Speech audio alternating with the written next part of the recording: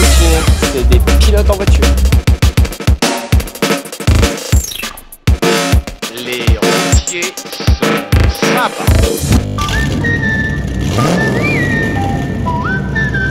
Salut ma couille! Bienvenue dans ce nouvel petit épisode Nuts Motors. Bon, on va quitter ce parking de Pulapis, voilà, et on va attaquer cette nouvelle petite vidéo avec un sujet, voilà, le sujet de l'interrogation, le sujet que vous me posez tous en ce moment.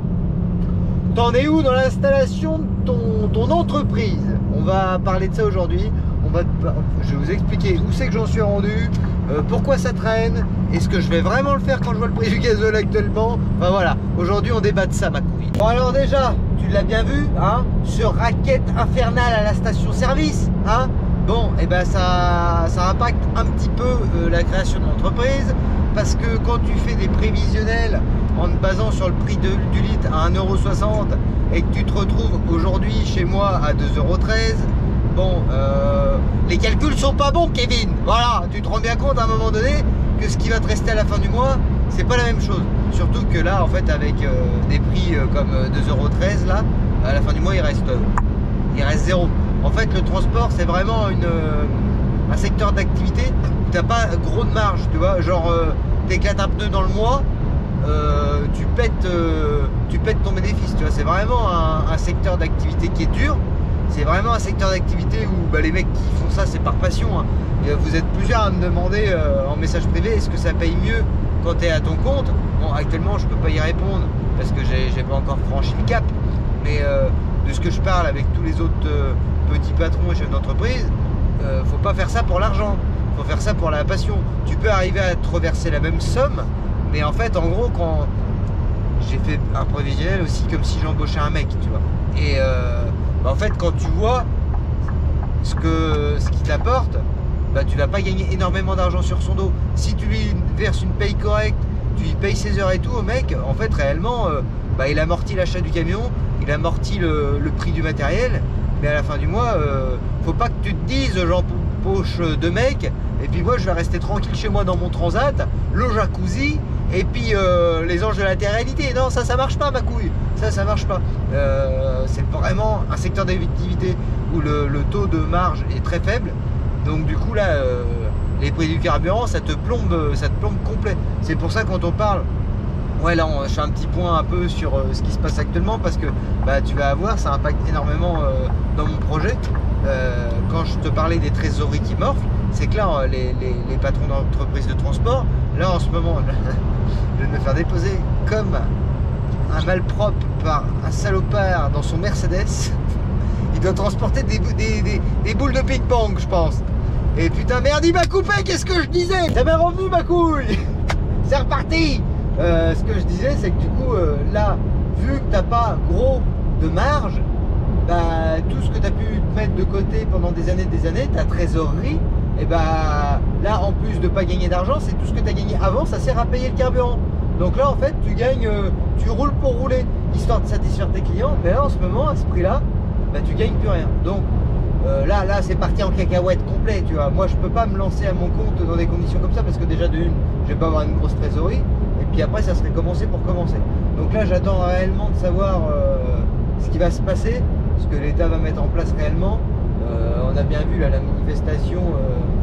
Bon, bah, les préfets de région, ils ont tous dit on va faire remonter l'info, Moi, très concrètement, je pense qu'ils se sont dit attends, je vais te les calmer, hein, ça va, ils sont en train de tout boucher, ils nous cassent les couilles, on va leur dire blablabla, ils vont se barrer, et puis ils reviendront plus tard, mais ça nous laisse le temps de voir venir, voilà. Moi, très franchement, je pense que c'est comme ça qu'ils ont voulu faire les choses. Je pense pas réellement qu'ils nous mettent quelque chose en place. Là, ce qu'il y a, c'est que malheureusement, ça continue comme ça. Tu as plein de petites structures qui vont fermer. Ce qui se passe, si tu n'entends pas réellement les gros parler. Alors, je suis pas une encyclopédie, ma couille, mais moi, je t'explique comment je vois la manière des choses. Les gros patrons, tu les entends pas parce que eux, bon, ils ont de la trésorerie, ça tient.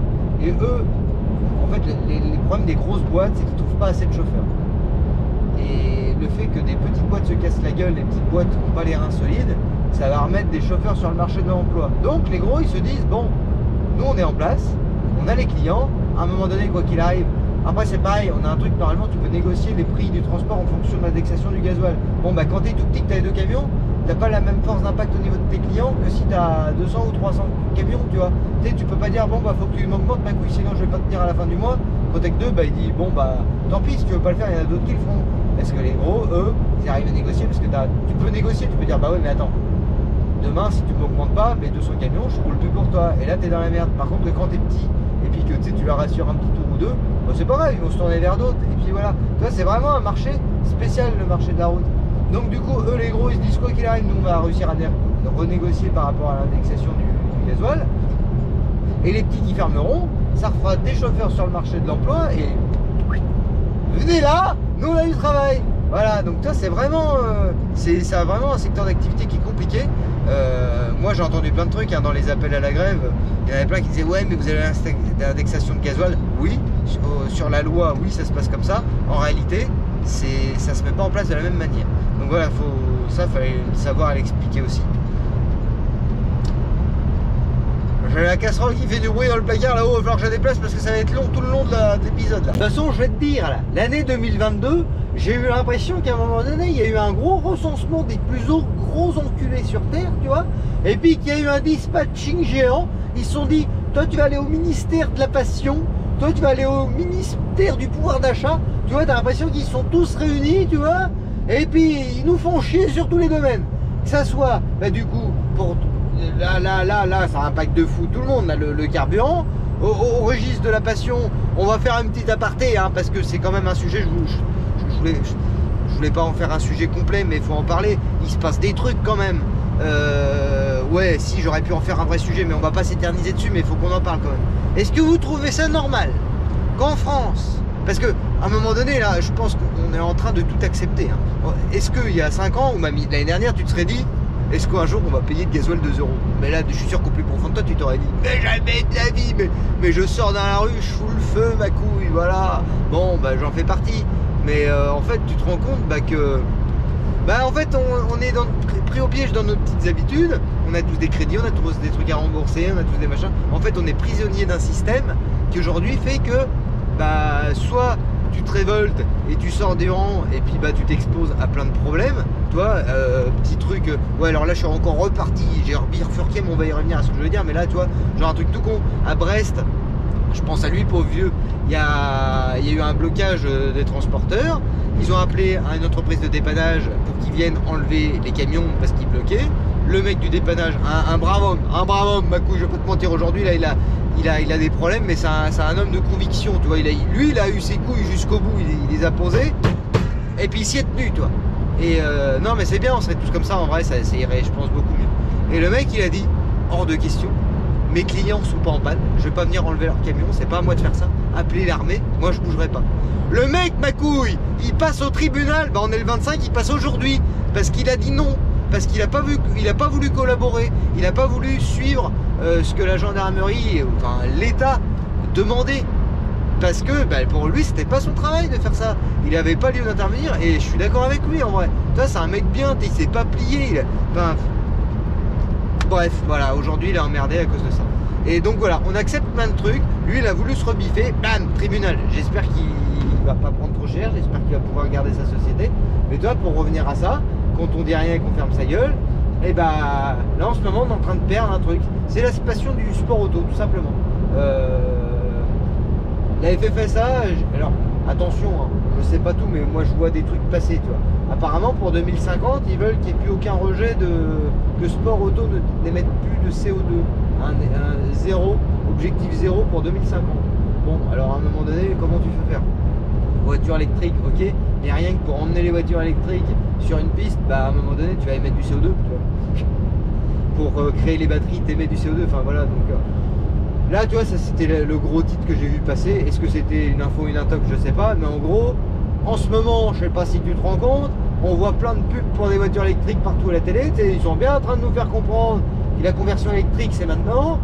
Tu vois le prix du carburant et l'or noir qui grimpe, et puis à côté de ça, on te ferme les circuits de France, voilà. La Passion est en train de s'éteindre. Après l'Ursi-Lévy, c'est autour de Bordeaux-Mérignac, voilà. Grosse pensée à GTRS qui du jour au lendemain, il y a les gendarmes qui sont venus à 8h30 le matin. bonjour monsieur, on agit sous l'ordre de la mairie, prenez vos affaires, ciao, bonsoir. Voilà, parce qu'ils ont décidé que c'était fini, qu'il fallait qu'ils arrêtent. Il y a eu toute une procédure avant, en fait, ça fait des années que le circuit doit fermer.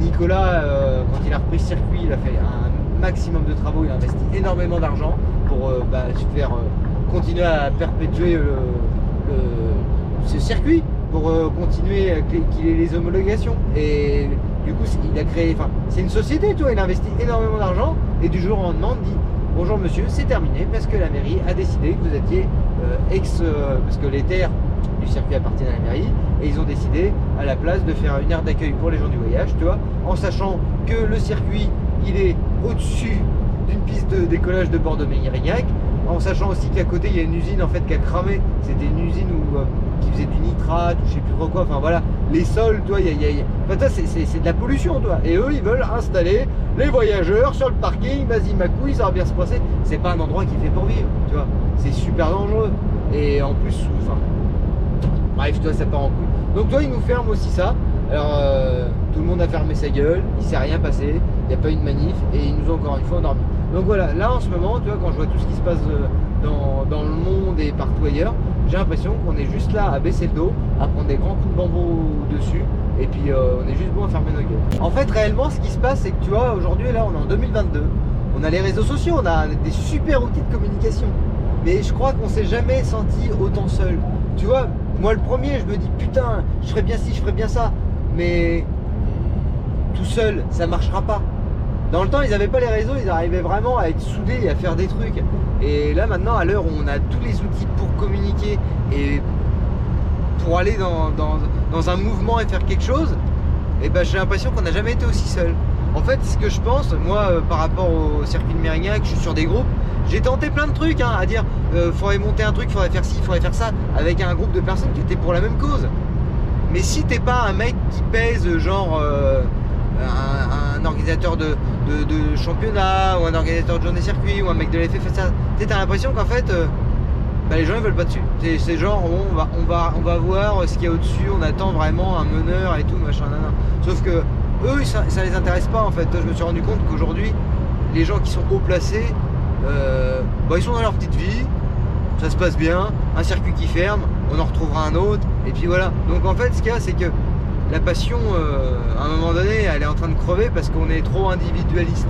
Donc voilà, moi, j'ai pas le remède miracle, mais que ça soit pour le gasoil, pour que ça soit la fermeture de nos circuits, pour que ça soit tout un tas d'autres choses, ce qui fait la force, c'est nous. Mais j'ai l'impression que les gens, ils sont trop à regarder leur nombril et plus à aller de l'avant. Donc, je dis pas qu'il faut se rallier à ma cause, je suis pas le porte-parole de personne, mais moi, s'il y a quelqu'un qui a des solutions, je suis prêt à suivre, je suis prêt à en parler parce qu'à un moment donné j'ai une chaîne YouTube, si ça peut essayer de faire passer des messages, c'est vraiment le but. Bon, tu vois là le fait de parler pour la manifestation pour le prix du carburant, bon, ça a marchouillé. Je pensais vraiment qu'il allait avoir vraiment une plus forte cohésion et malheureusement non. Enfin bref, voilà, c'est le monde actuel dans le monde où on vit. Mais le problème, faut bien qu'on se dise, c'est que si on fait rien, que ça soit toi, que ça soit moi, que ça soit tout le monde, on est tous en train de le payer. Là, on va, toi, on est en train de s'y habituer à payer 2 € le litre de gasoil. On est en train de s'y habituer. On est en train de s'habituer aussi à devoir nos circuits fermés. On est en train de s'habituer à perdre des passions et à avoir un pouvoir d'achat qui diminue. Voilà. Donc ça me fait chier parce que ça impacte sur tous, sur nos vies à tous. Et c'est triste d'en arriver là, mais bon, c'est comme ça. Bon, on va arrêter là avec la minute pleureuse, tu vois. Enfin, c'était pas la minute pleureuse, mais fallait en parler parce que c'est quand même con. Si t'as des solutions, ou t'as des idées, ou t'as... Il y a quelqu'un qui m'a fait rire, j'ai vu un commentaire pour le circuit de Mérignac. Il y en a un qui avait marqué faudrait aller dans Bordeaux et taguer sur les trottoirs, peindre les trottoirs en rouge et en blanc comme des vibreurs de piste, tu vois, pour que Bordeaux flippe et se dise ah ouais, en fait les mecs sont chauds. Bah ouais, parce que tu crées des circuits pour plus rouler comme des cons sur la route et on t'enlève les circuits, tu vois. À un moment donné, elle est où la logique? Et là, c'est pas une histoire de problème de voisinage, il n'y a pas de voisinage. Il y a un aéroport à côté et des usines. Enfin, c'est vraiment, c'est débile. Donc voilà, si tu as des idées, des solutions, des trucs à proposer, écoute, je suis là, je lis tous vos commentaires tout le temps, de toute façon, quoi qu'il arrive. Donc dis-moi ça, si ça peut permettre d'avancer, ça peut vraiment être cool. Et puis le carburant, c'est pareil, mais bon, ça malheureusement, c'est encore un autre débat. Bon, revenons à mon problème d'installation d'entreprise. Parce que moi j'ai prévu de gagner des millions, j'ai prévu d'être au CAC 40, mais là c'est mal parti ma couille. Donc pour l'instant je n'ai pas de date d'ouverture prévue. Là réellement pour l'instant j'attends encore l'accord de la banque écrit. Parce que jusqu'à maintenant j'ai eu un accord verbal, mais là maintenant que j'ai un vrai prévisionnel et tout, pour tout dire ma couille j'ai rendez-vous samedi. Voilà. Donc je vais voir ce qu'il en est.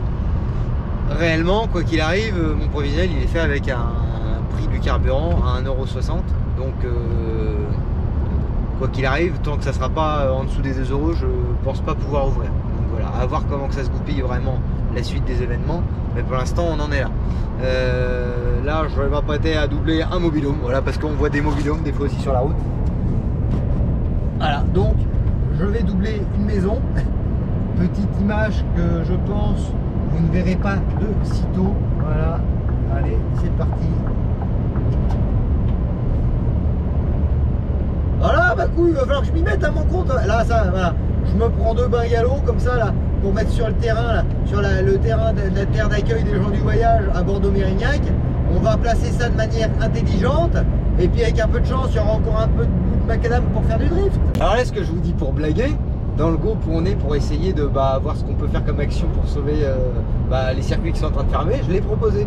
Puis sinon les couilles cet été, on part tous en vacances à Bordeaux, on attelle la camping, direction l'aire d'accueil là-bas, la terre d'accueil, et puis on se pose, voilà, on passe une petite semaine, on se garde de manière intelligente à laisser encore de l'accès à la piste, et puis voilà, et puis on se régale, on tire des gros freins à main et puis ça va bien se passer. Non mais en vrai ça peut être aussi une idée. Mais bon, après à voir s'ils vont pas le raser ni quoi que ce soit. Enfin bref, je me suis encore écarquillé. On parlait de la création de mon entreprise. Donc j'en suis que pour l'instant, voilà. J'ai pas encore de date d'ouverture. J'aimerais ouvrir le plus tôt possible, mais pour l'instant j'ai pas encore de date. J'ai soif. C'est l'entracte. Il faut que je me faut que je me dégraisse le toboggan, faut que je me désaltère ma couille. Bon, on m'a posé une question aussi, qu'est-ce que je compte faire? En fait, bon, je l'avais déjà dit, mais bon, je sais bien, vous pouvez pas tout le temps être partout et tout, ça va tout vous rappeler. Moi, je compte commencer en tant que tractionnaire. Donc, le fait de trouver un client, pour l'instant, c'est pas le problème, parce qu'en fait, pour ceux qui savent pas, la traction, en fait, c'est de la sous-traitance. Donc, je vais sous-traiter. Donc, voilà, je vais pas avoir le souci de trouver du travail. Je vais continuer à faire du vrac en benne, mais donc voilà, le réel problème pour moi et dans la création de mon entreprise actuellement, c'est le prix du carburant. Donc voilà, on va voir comment que ça se passe. J'espère que ça se passe rapidement, j'espère qu'il y a des choses qui vont changer pour pouvoir ouvrir. Et puis voilà, donc de toute façon, je vous tiendrai encore informé de la suite des événements de la création. Là actuellement, du coup, j'ai la capacité professionnelle, la capacité financière, je l'ai presque, voilà. J'en avais parlé un peu dans la vidéo qui était plus dédiée à l'appel à la grève. La capacité professionnelle, en fait, c'est quand tu ouvres ta société de transport, il faut que tu aies de l'argent bloqué sur un compte. Voilà, ouvrir une boîte de transport, il faut répondre à plein d'exigences. La capacité que j'ai passée, la capacité professionnelle. Après, tu as la capacité financière. Donc en fait, en gros, ton premier camion, si tu as décidé de faire rouler un camion et qu'il te faut une licence, et il faut que tu aies sur un compte 9 000 € de bloqué. Si tu veux un deuxième camion, après c'est 5 000 € par camion. Tu vois, voilà. Donc, quand je te dis que c'est les trésoreries qui trinquent en ce moment pour les entreprises de transport, c'est ça.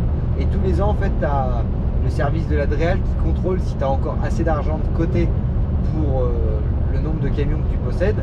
Là, malheureusement, je parlais avec plein, ce qui va se passer, c'est que l'année prochaine, quand il va y avoir un contrôle, ils ne pourront pas faire rouler autant de camions parce qu'ils auront tapé dans leur trésorerie.